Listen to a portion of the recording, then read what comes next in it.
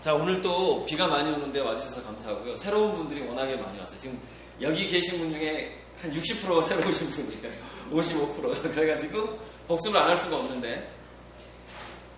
자, 아무튼 그 임신했을 때 엄마와 아이는 DNA하고 뉴런을 교류하고 태아의 뉴런이 엄마의 머릿속에 들어가서 자라게 되고 그 태아의 DNA가 엄마의 온몸에 박히게 된다. 그래서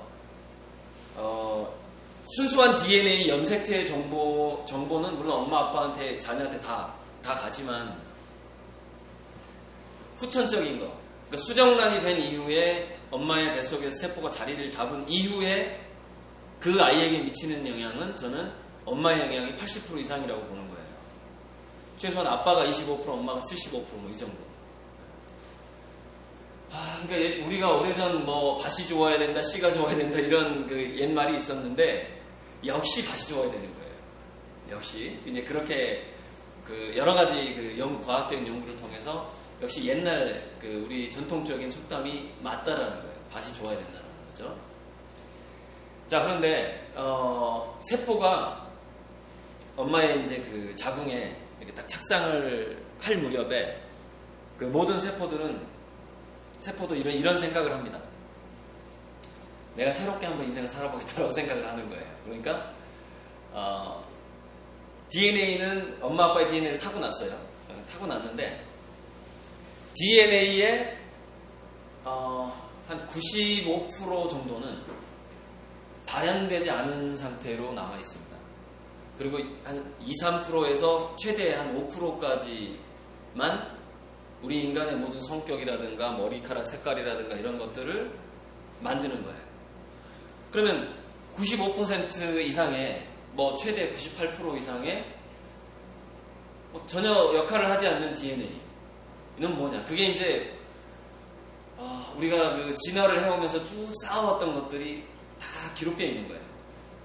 거기에는 우리가 뭐 이런 손톱을 만드는 그런 그 코드도 있고 그런 암호도 있을 것이고 여러 가지 암호가 그 DNA가 숨어 있는데 갑자기 이제 DNA부터 먼저 얘기가 나오는 바람에 제가 순서와 상관없이 후속 유전학으로 먼저 좀 넘어갈게요. 복습을 하면서 다 연관이 되어 있기 때문에요. 잠깐만요. 자, 요게 이 슬라이드가 임신 중에 두뇌하고 일반 몸의 혈관이 열리면서 이렇게 혈관의 틈이 벌어져요. 임신을 하게 되면은 세포 분열하는 것처럼 세포막하고 벽이 약해진단 말이에요. 그러면서 거기서 많은 물질들이 태아가 엄마가 이렇게 서로 그 바꿔치기를 하게 됩니다. 엄마의 것도 태아한테 들어가게 되는 거고 태아의 것도 엄마한테 들어오게 되는 거예요. 서로. 그렇기 때문에 이제 그 아까 그 다시 중요하다는 얘기가 나오는 거고요.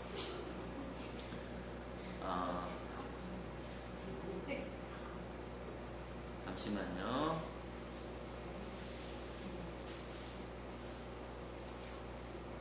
자, 이거부터 먼저 왜 공부할수록 더 불행한가는 잠시 후에 한 2부에서 하면 될 것 같고.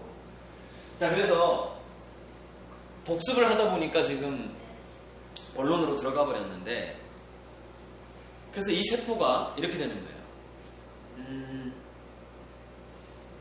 그 다양한 기억을 가지고 있어요. 수정란의 세포가 자기 엄마 아빠의 기억을 전부 가지고 있습니다.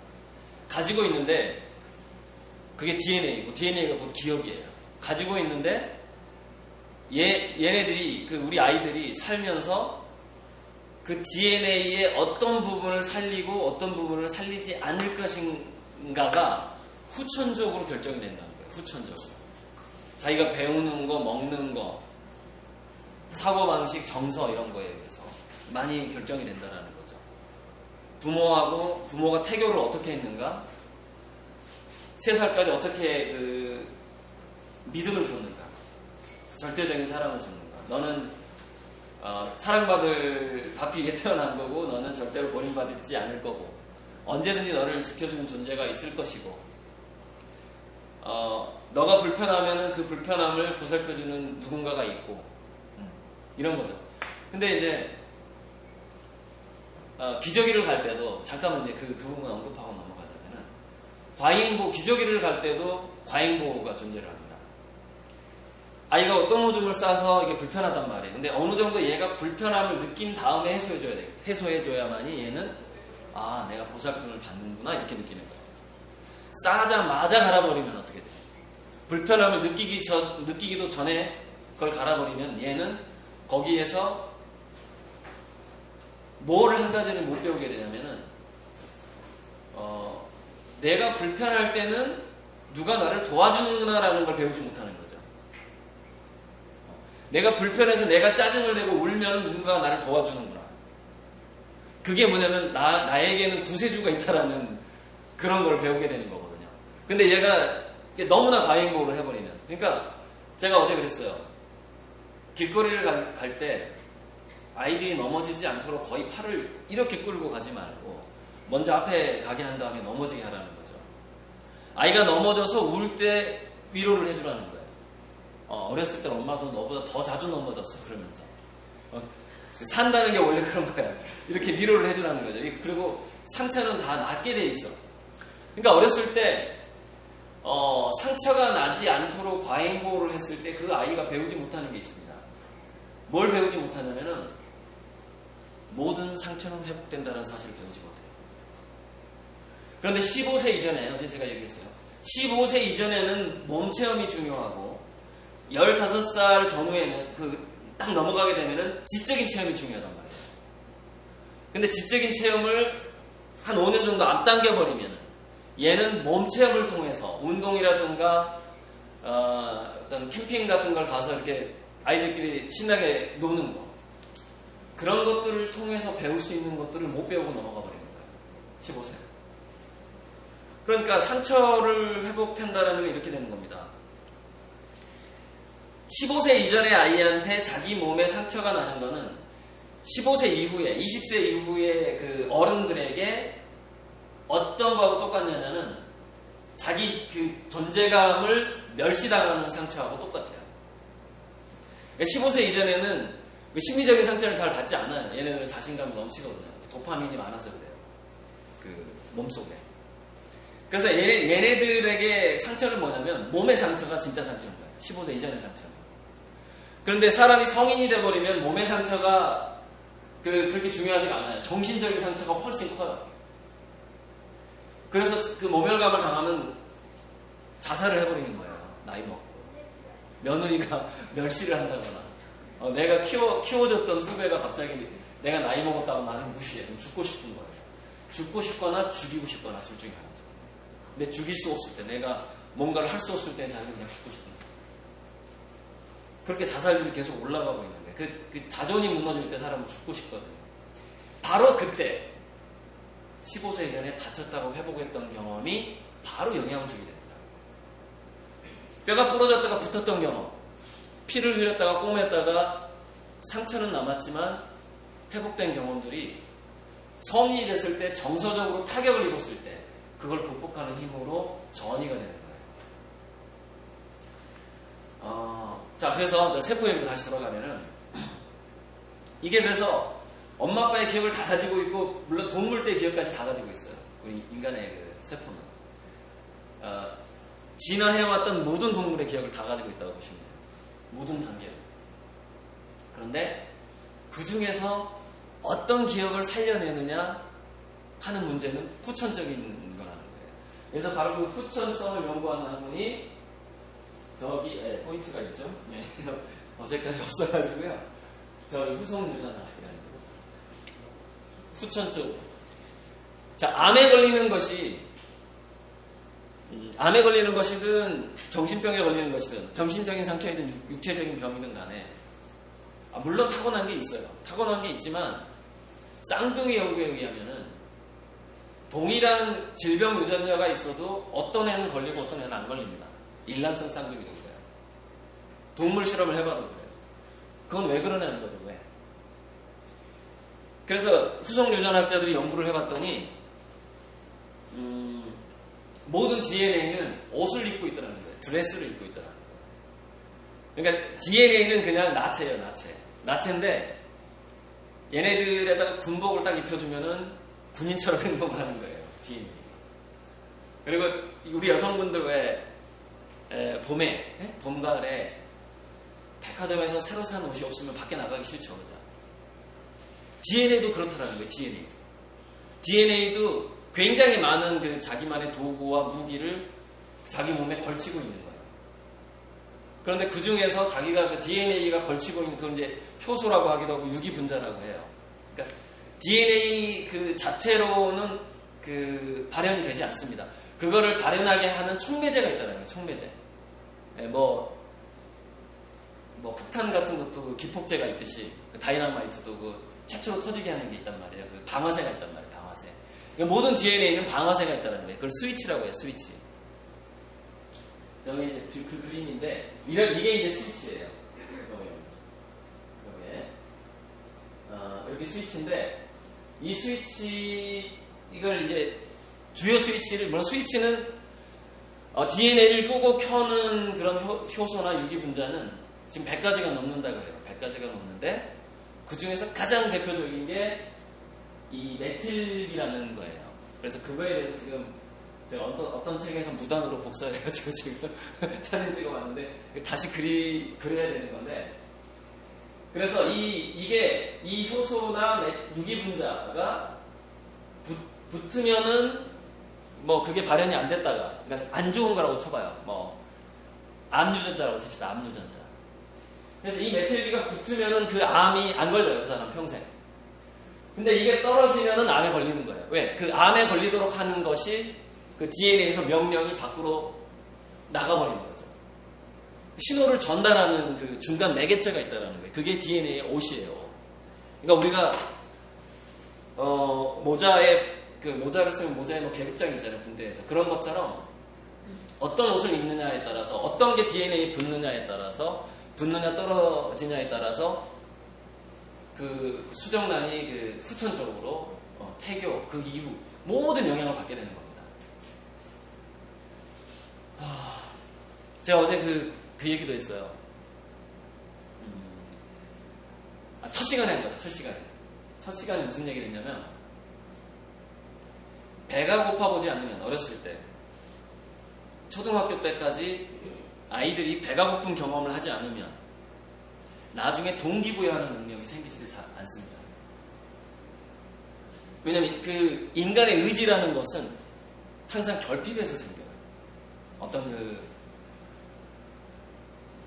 전혀 절망을 느껴보지 못한 사람이 희망이라는 것을 알 수가 없는 거예요. 우리가 두뇌 속에서 단어의 개념이 형성되는 것도 그런 거거든요. 그러니까 상대적으로 배가 고프잖아요. 배가 고파본 애들은 살고자 하는 의지가 더 강합니다. 성인이 됐을 때. 경쟁력이 훨씬 강해져요. 그래서 과잉보호를 하면 안 된다는 거예요. 좀 전에 얘기했잖아요.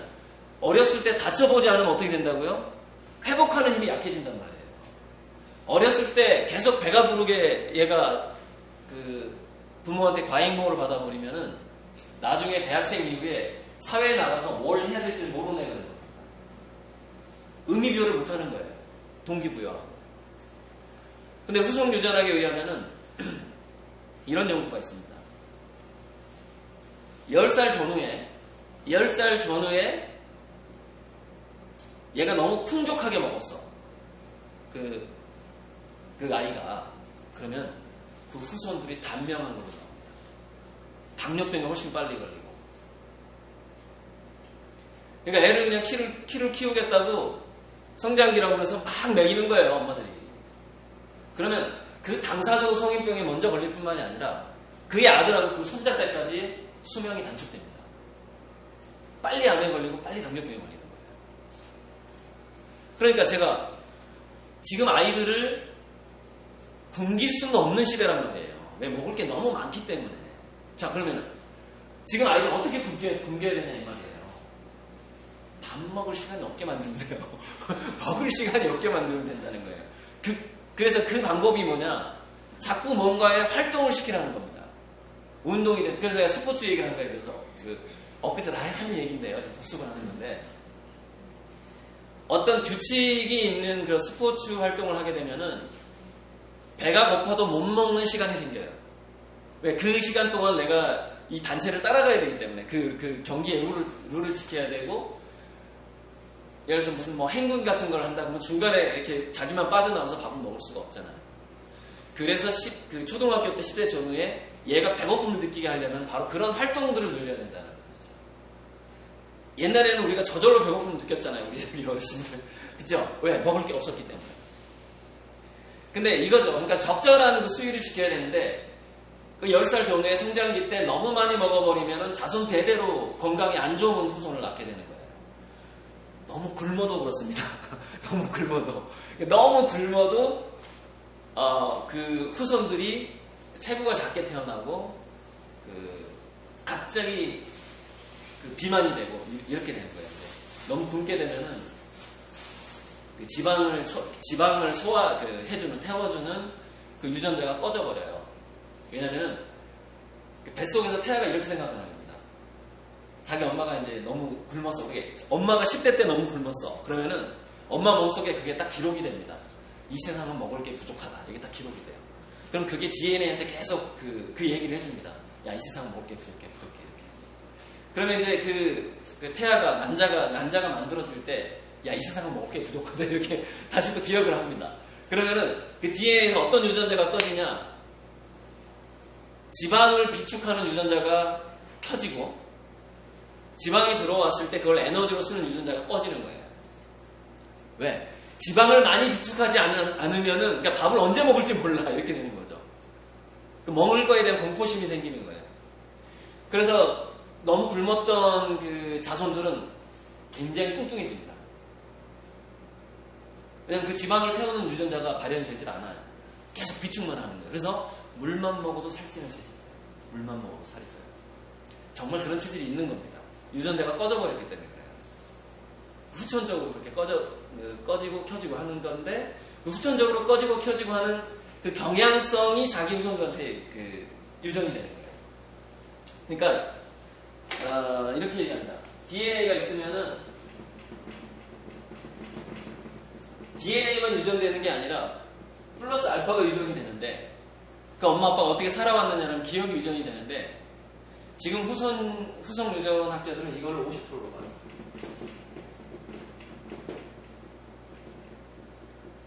알 수 없는 요소가 절반이나 있다는 뜻입니다. 우리가 후천적으로 만들어준 게. 물론 이게 이제 자손들한테 몇 프로가 가느냐는 지금 계속 연구 중이에요. 앞으로 노벨 생리의학상은 거의 후속 유전학에서 나오게 될 겁니다. 거의. 왜냐면 연구할 게 많거든요. 아주 많기 때문에 거기서 새로운 발견을 해야 노벨상을 타죠. 그래서 바이오 하는 거예요. 앞으로는 그 바이오의 시대예요. 바이오. 연구할 것도 많고, 사람들이 건강에 대한 욕구가 커졌기 때문에 그게 거기서 상도 많이 받게 되고 거기서 돈도 벌게 되는 겁니다. 바이오에서. 자, 그래서 이거는 근데 또 중요한 건 뭐냐면, 중요한 거는, 자, 독서하고 이제 연관을 시켜볼게요. 공부하고. 자연스럽게 이 주제로 넘어가겠네. 공부 리스크하고. 뭐냐면은 이런 겁니다. 메틸기라는 것이 그러니까 신체에 많아야 건강한 거예요. 그 효소가 많아야 건강한 건데, 그래서 그거를 보완해주기 위해서 뭐 오메가3하고 엽산 같은 걸 먹는 거거든요. 그걸 먹지 않으면 기형이 된다라고 하는 거예요. 산모가. 자, 그런데 그 메틸기를 많이 소비하도록 하는 심리적인 상태가 있어요. 그게 뭐냐면은 바로 공포라는 겁니다. 불안, 걱정, 공포를 사람이 느끼게 되면 신체에서는 메틸기가 줄어들어요. 왜냐면은 그 불안, 공포, 걱정을 할 때마다 체내에서 만들어지는 아드레날린이라는 물질이 메틸기를 뺏어갑니다. 그러니까 아무리 많이 먹어도, 아무리 잘 먹어도, 부모가 그 음식을 아무리 잘 먹어도 그 사람이 불안과 걱정과 공포의 성격을 가지고 있다면 기형아가 나오는 겁니다. 암에 걸리는 자손을 만들어내는 것이죠. 심리가 그렇게 영향을 주는 거예요. 체내의 그 효소를 바꿔버려요. 인간의 심리가. 그것에 대해서 이제 아주 간단하게 제가 도표로 만든 게 있는데,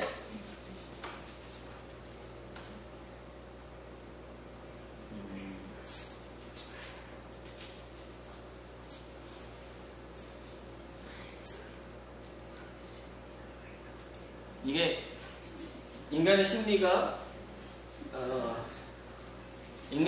어떻게 그 체내에 DNA의 그 발현 물질을 바꾸게 되고, DNA 발현 물질이 바뀜으로써 DNA가 바뀌어서 어떻게 병에 걸리는가에 대해서 만들어 놓은 간단한 도표입니다. 그러니까 지금은 이런 거예요. 음식에 의해서 병이 오기도 해요. 물론 오기도 하는데, 그래서 지금 요즘에 가난할수록 더 비만이 많다고 해요. 가난할수록. 왜 가난할수록 비만이 많냐면, 특히 도시가 그래요. 도시에서 곡물가가 비싸요. 과일하고 야채가. 앞으로 계속 비싸집니다. 그래서 지금 귀농을 생각하고 있는 사람들은 쌀 위에 곡물가, 야채, 채소의 값이 계속 올라갈 거라는 걸 예상을 하셔야 돼요. 돈을 벌 수 있다는 뜻입니다. 그게 계속 비싸지는 이유는 또 이제 따로 얘기를 또 해드릴게요. 그러다 보니까 도시에서 배를 채우는데 건강한 음식으로 배를 채울 수가 없는 거예요. 왜? 건강한 음식이 비싸니까. 그러니까 자꾸 싼 걸 먹게 되는 겁니다. 맥도날드에 가가지고 뭐 990원짜리 버거를 먹게 되는 거예요. 싸니까. 배를 채워야 되니까. 몸이 계속 망가지는 거예요. 계속 그 성인병의 체질로 계속 바뀌어가는 거예요. 근데 10살 전후의 식생활이 굉장히 중요하다는 거예요. 왜? 자기 손자 때까지 영향을 미친다니까요. 그 아이의 증손자까지 쭉 영향을 주기 때문에. 그래서 건강하게 먹어야 된다는 거예요. 그 성장기에. 자, 그런데 심리적인 걸 지금 얘기하려고 하는데, 이 심리적인 거는 이런 거하고도 좀 연관이 돼요. 왜냐면은, 욕심과 야망이 크고, 또는 과시하기를 좋아하고 큰 소리치기를 좋아하는 사람이 의외로 급사하는 경우가 있습니다. 네. 그게 왜 그러냐면은, 그러니까 이거는 꿈을 이루는 법칙하고도 연결이 되는 건데 아주 참 미묘한 겁니다. 건강하고 꿈을 이루는 거는 굉장히 이게 연관이 돼 있어요. 그러니까 이겁니다. 내가 꼭 뭔가가 될 거야. 뭐 예를 들어서 명문대를 갈 거야라고 만약에 중고등학교 때부터 어떤 아이가 외치고 그 부모도 외치는 사람이 있다고 칩시다. 못 갈 확률이 확 올라갑니다. 그게 왜 그러냐면은 큰 소리를 딱 쳐놓고 나면은 그거를 이루지 못할까 하는 걱정이 생겨요. 그러니까 이게 굉장히 개인차가 있습니다. 자존감이 높고 용기가 아주 많은 사람, 그리고 실천력이 아주 강해. 그 아이가 자기는 막 2박 3일 동안 잠을 안 자고 공부를 할 수가 있어. 그러면 걔는 갈 확률이 올라가요. 걔가 큰 소리 쳤을 때는. 왜? 그거를 실천을 해갑니다.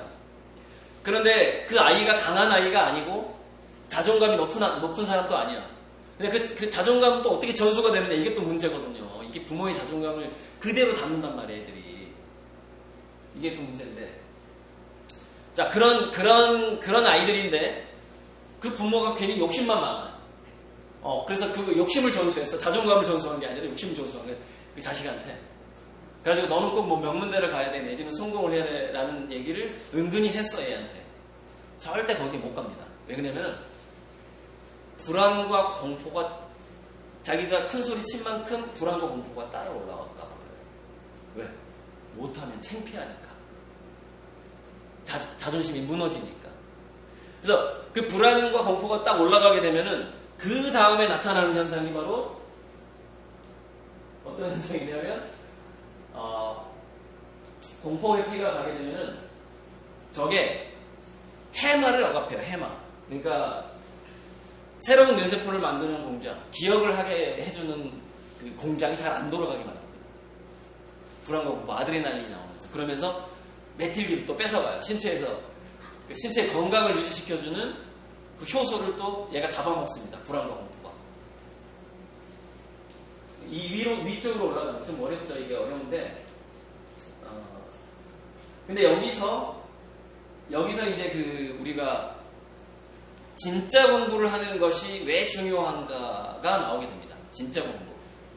가짜 공부는 뭐냐면은, 가짜 공부는 뭔가를 알아가는 기쁨에 집중하는 것이 아니고, 내가 그것을 알므로써 나한테 생기는 것이 무엇인가를 계속 생각하는 게 가짜 공부입니다. 진짜 공부는 그냥 그걸 하나 더 알고 뭔가 내가 깨달아가는 것 자체가 기쁜 거예요. 그리고 그 기쁨이 계속 유지되면서 가는 겁니다. 이게 진짜 자기주도 학습이라는 거예요. 그러니까 지금 자기주도 학습 막 붐이 일고 있는데, 진짜 자기주도 학습하는 애들은 여전히 부족합니다. 여전히 없어요. 자기주도 학습을 해야지 성적이 올라간대, 이거죠. 그러니까 자기주도 학습을 해야지 앞으로 대학 가기가 더 쉬워진대. 뭐야, 대가가 따라오잖아요. 자기 공부를 함으로써 뭔가 가져올 게 생기잖아요. 계속해서 가짜 공부를 하는 겁니다. 가짜 공부. 근데 가짜 공부를 하는 마인드 상태가 뭐냐면은 실패에 대한 공포예요.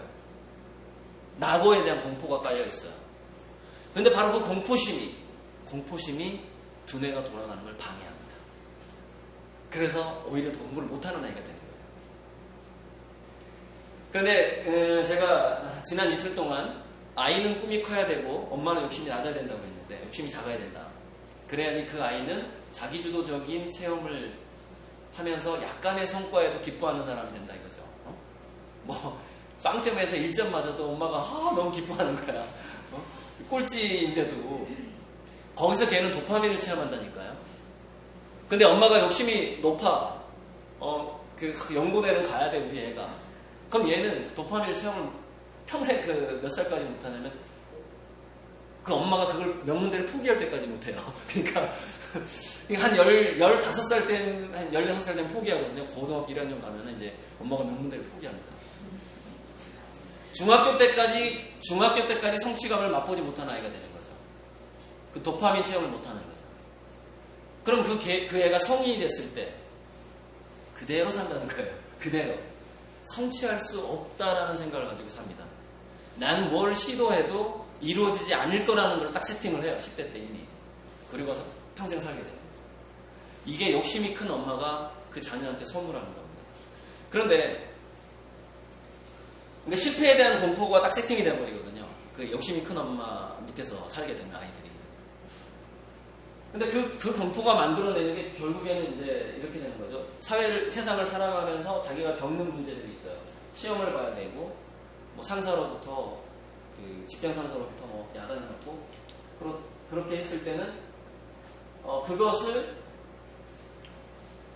내가 극복하기 위해서 계획을 짜고 생각을 하느냐, 아니면 그게 짜증나고 못할까봐 걱정하느냐에 따라서 그 이후의 양상이 굉장히 달라지는 거죠.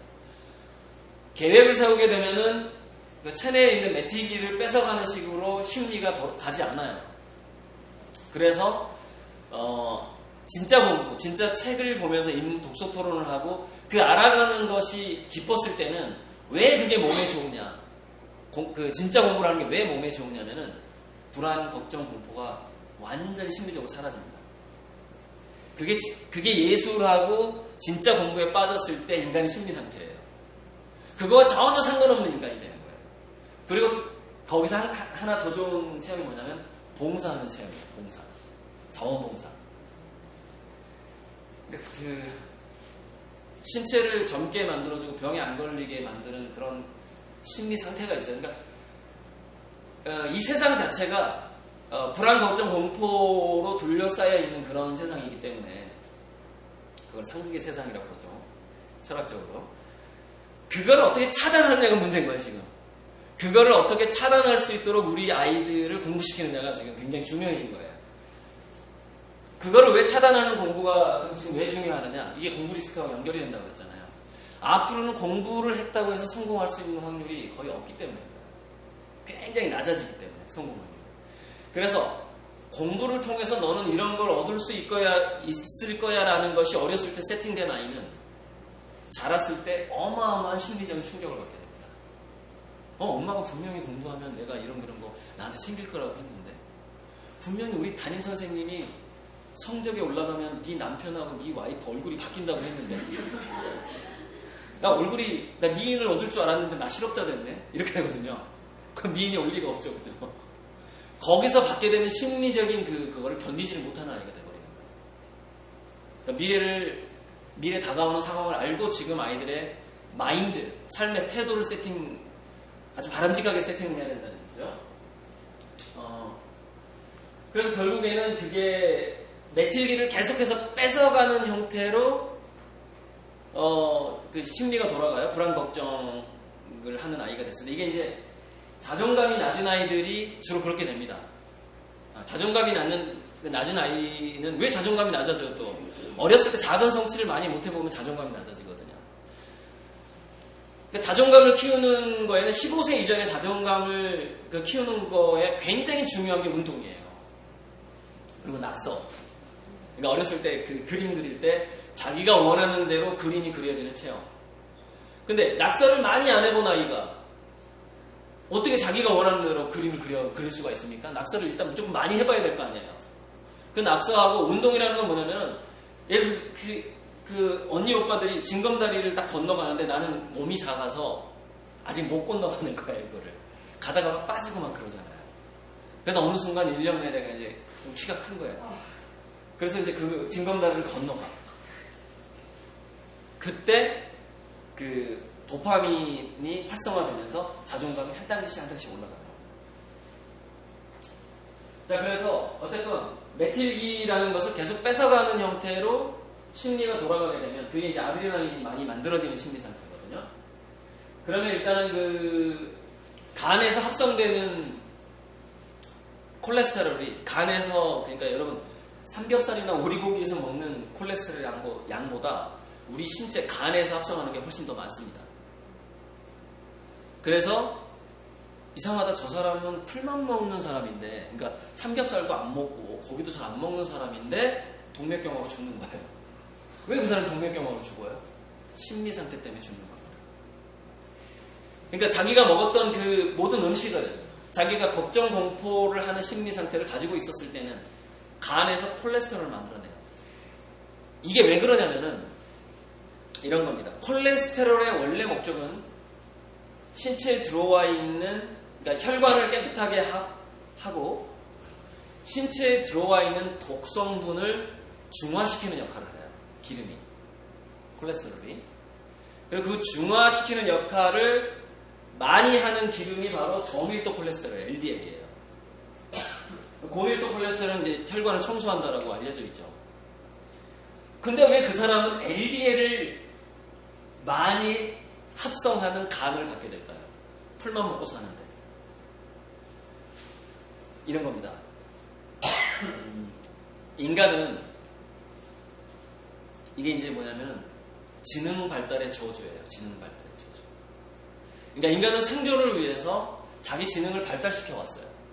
발달시켜 왔는데 너무 발달하다 보니까 어떤 현상이 발생을 하게 됐냐면은 자기가 생각하는 방향이 부정적으로 간다거나 걱정 공포로 갔을 때 그것을 역으로 반대로 그것을 물질화시키는 역방향의 존재를 하게 되는 거예요. 그러니까 무슨 얘기냐면은 내 주변에 나를 괴롭히는 인간이 있어. 누군가가 괴롭히는 인간이 있어요. 그럼 그 괴롭히는 인간이 내 몸속에서 독성 물질을 만들어내는 겁니다. 그 독성 물질이 없더라도 신체는 원시적인 원시성을 가지고 있어요. 그러니까 신체는 동물이지만 우리 두뇌만 인간이란 말이죠. 근데 두뇌 속에서 심리적인 불안이 찾아왔을 때 간은 왜 그럼 저밀도 콜레스테롤을 만들어내느냐? 그 불안을 독성으로 해석하는 거죠. 원래는 신체에 독성이 들어와야만이 그 저밀도 콜레스테롤이 수명을 더 연장하는 방식으로 작용을 하게 되는데 독성 물질이 들어오지도 않았는데 심리적으로 불안과 걱정을 갖게 되기 때문에 이 간은 우리 몸에 독성분이 들어왔나 보다 하고서 그 독성부를 중화시키는 물질을 계속 만들어내는 겁니다. 독성 물질도 없는데 실제로. 이게 심리가 우리 몸에 미치는 엄청난 타격인 거예요. 그래서 자존감과 용기가 굉장히 중요하다는 겁니다. 아이들한테. 그 심리 상태가 중년 이후에 건강을 결정을 해요. 거기에 대해서 쓴 책이 제 두뇌사용 설명서예요. 네?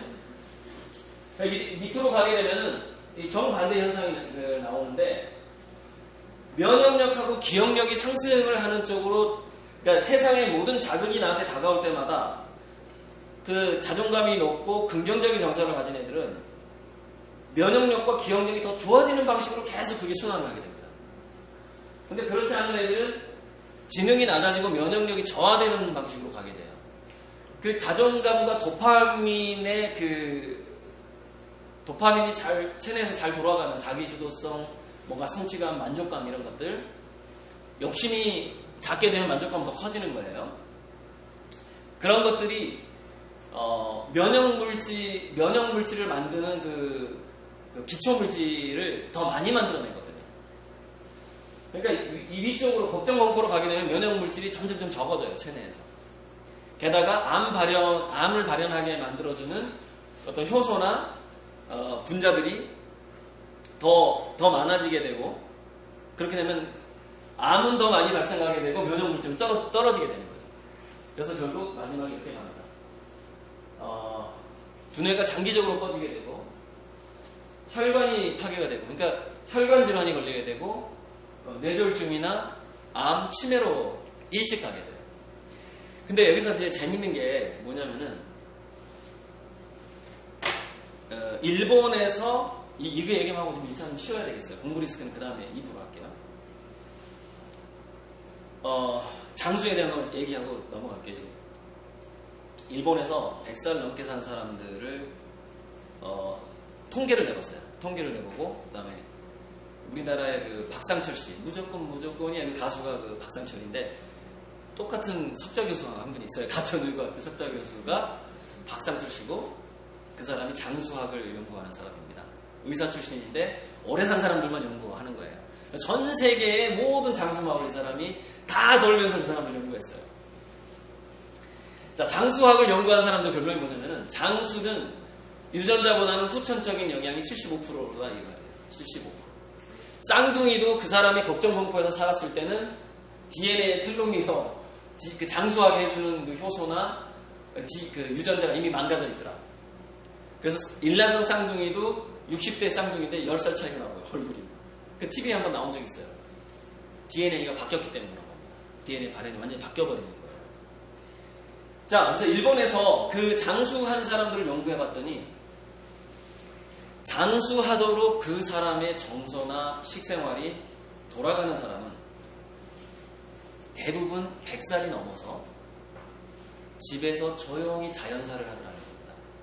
안 아프다가 죽더라는 거예요. 안 아프다가. 전혀 안 아프다가 자기 수명이 됐을 때 그냥 딱 가더라고요. 편하게. 그런데 장수를 하지 않는 사람들은 뭐냐면은, 그러니까 장수를 하지 않는 사람들을 그 사망 나이를 어떻게 보고 있냐면은 85세 이전에 죽는 사람.